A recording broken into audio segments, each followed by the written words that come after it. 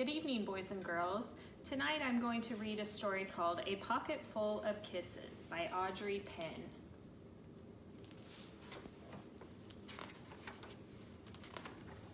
Chester Raccoon sat in the hollow of a tree stump and pouted. "Please, can we give him back?"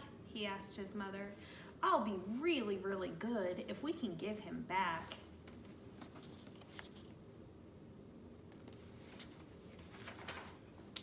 Mrs. Raccoon smiled tenderly. "You're already really, really good, Chester, but I'm afraid no matter how good you are, we can't give him back. Besides, I thought you liked having a little brother."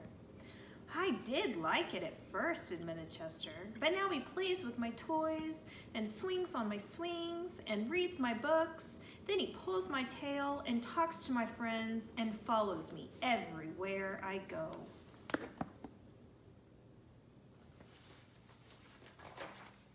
Mrs. Raccoon lifted Chester onto her lap and soothed out his worried, furry forehead. "That's what little brothers do," she explained in a very motherly tone. "It's no different than sharing the woods, or sharing the stream, or sharing the food we find. Ronnie wants to be just like you."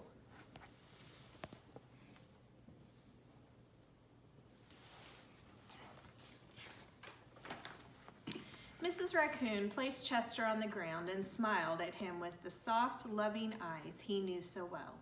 "I think someone needs a kissing hand," she said, in a voice that was warm and inviting. She took Chester's hand in her own and spread open his tiny fingers into a fan. Leaning over, she kissed him right in the middle of his palm. Chester felt the warmth of that kiss rush from his hand up his arm and into his heart. And when he pressed his hand to his cheek, he could hear his mother's words in his head. "Mommy loves you," they said. "Mommy loves you." Chester grinned so wide, the tips of his black silky mask crinkled upward. Even his cheeks flushed to a primrose pink. He was the happiest raccoon in the forest.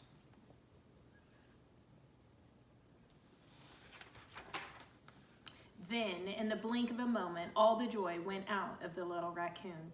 His pink cheeks paled, and a stream of tiny hot tears fell like spring rain down his sad little face. Even his silky black mask drooped as he watched his mother reach down, take Ronnie's hand in her own, open his tiny fingers into the fan, and kiss his brother right in the middle of his palm.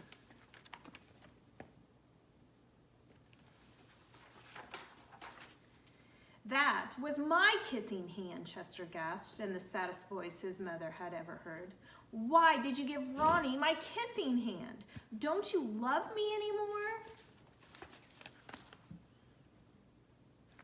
Can I turn the page? "Oh, Chester," cried Mrs. Raccoon, "of course I love you. Then how come you gave the baby my kissing hand?" asked Chester.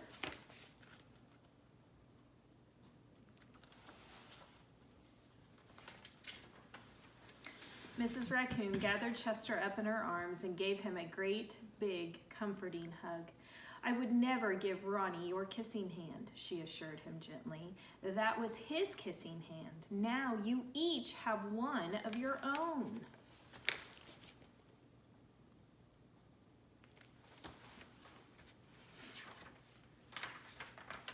Chester wiped away his tears and settled in his mother's lap.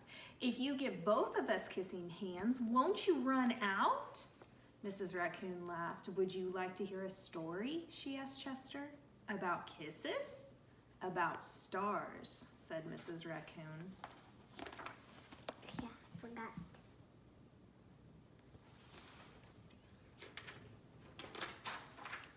Every night, just before the sun goes down, it reaches out with its rays and touches every star in the universe.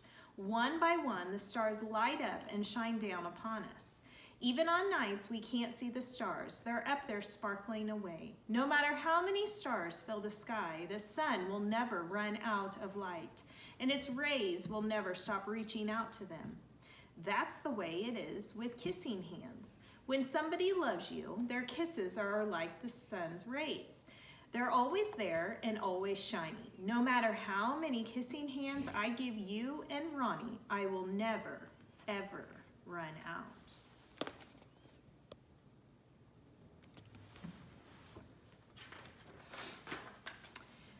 But you are right about one thing, Mrs. Raccoon told Chester. Ronnie's big brother opened his eyes and looked surprised. What's that? He asked his mother. You are the big brother, and that deserves something extra special.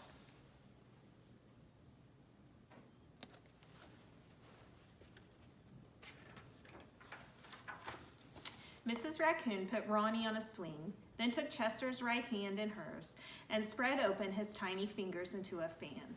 Leaning over, she kissed him right in the middle of his palm. That kiss is for your pocket, she told him. Take good care of it and keep it as a spare. You never know when a big brother might need a little extra care.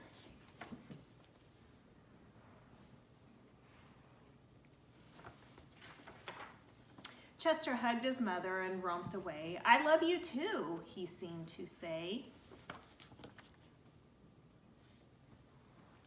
Turn the page.